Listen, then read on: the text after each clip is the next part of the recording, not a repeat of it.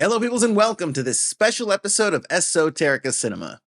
While usually more of an in-depth discussion program, wanted to try a different type of feature today, one I'm calling Will I Like This Movie? Which, since I know you're wondering, yes, is a title that took me a really long time to think of, and one that I think is an absolute chef's kiss of creativity. Will I Like This Movie is designed to help you decide if a movie is potentially for you before you invest your 90 to 180 minutes into it. So if there's a grenade to be jumped on, rest assured that I am here to throw my weight on that bad boy so you don't have to.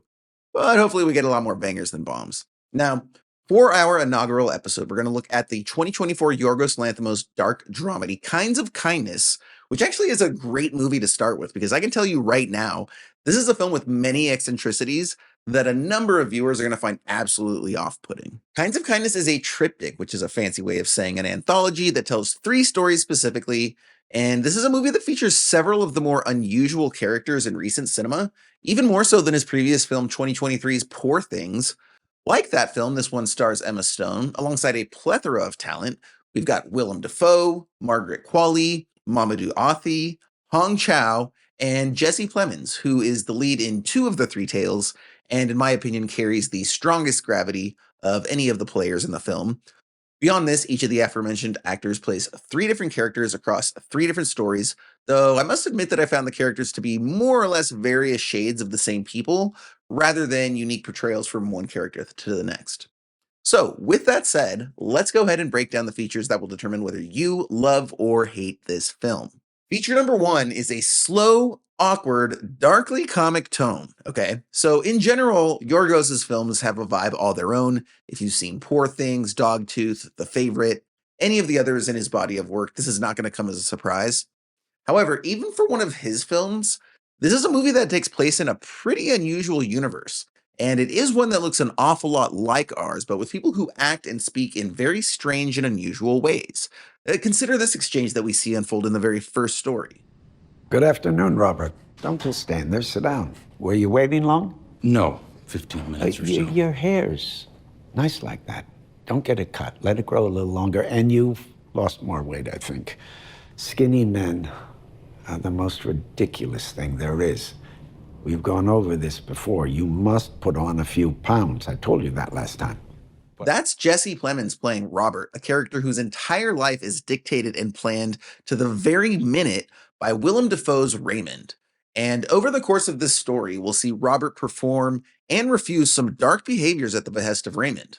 Now, personally, this was my favorite of the 3 stories because of the unique way that it looked at power and control through the eyes of a character who craves as much. And if you're willing to experience some unpleasantness while examining this concept, you may enjoy this film. If, however, watching people be willingly manipulated by powerful and often ruthless people is not your thing, then you're probably not going to like this film. Feature number 2, deliberately shocking moments of sex and violence.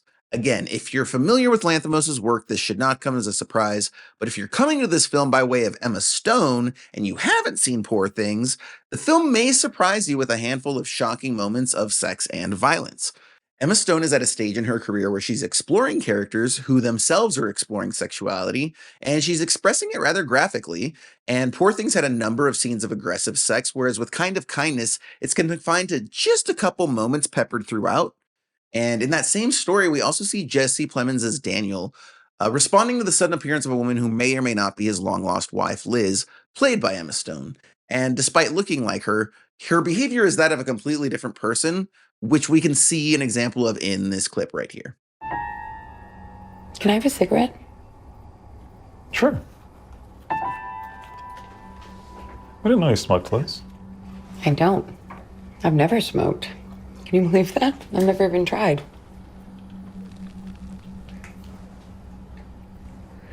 Just really felt like a cigarette. Now, by the end of that story, Liz will engage in several squeamish moments of graphic violence in the form of self-mutilation at the behest of Daniel, again exploring this theme of control and the power we give to others over ourselves. I will say that the shocking violence is more or less relegated to that second story. The other stories do feature violence, but in a less gratuitous manner, in a less graphic manner. Feature number 3, subdued visuals and a quiet sensibility.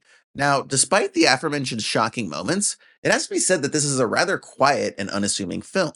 The cinematography often uses natural lighting, and the visual grandeur and fantasy of Lanthimos' previous film Poor Things is absolutely nowhere to be found here. This is a quiet film. The characters don't yell, there's not a ton of bombastic sound editing. The score remains conspicuously absent, save for all but like a few musical cues, and those are even kind of like oddly baroque. Consider how quiet this scene is from the third story. My sister Ruth, she's a veterinarian. Her clinic is on Kenneth Avenue, number 18. My sister and I are twins. I think my sister is the one that you're looking for. There's no need to waste any more of your time. I swear to you. It's her. Miss King? Hi. Allow me to introduce myself. My name is Mark Wall. Now, most of the film does carry this tone and sensibility through the dialogue, and you'll notice that the characters are in a relatively empty location. That's often the case as well. The sound effects are kept to a minimum, and when paired with the strange dialogue, characters, and plot points, it all adds up to a very disquieting and often off-kilter tone. So will you like this movie? That all depends. I will admit that either despite the strangeness of the material or because of it, I did appreciate this movie, even though it was at times unpleasant. I liked the way that it explored a theme of control in various ways, and the way it held its card to its chest. Even though there are common strands weaving through all the three stories, I think they're less connected to one another than we would generally expect from this type of project. So if you appreciate art films with unique tones and are willing to sit through some uncomfortable moments, I do think you'll find enough here to appreciate. But if you're looking for a film that is pure entertainment value, you are going to despise this film. This is a challenging film that is only interested in the exploration of its characters and themes.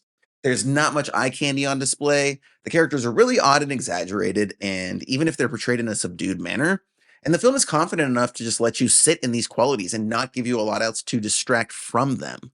Most people will likely feel that the confidence is unearned, and in a vacuum, maybe that's true, but it doesn't change the fact that for a lot of people, this is going to be an uncomfortable and often boring film without a ton to digest and work through on that bone. So hopefully this gives you an appropriate summation of Kinds of Kindness. If you have seen this film or you end up doing so, let me know what you think in the comments below. I would love to hear your opinion.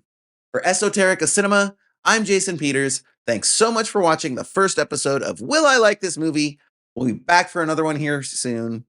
Keep watching films and enjoy cinema.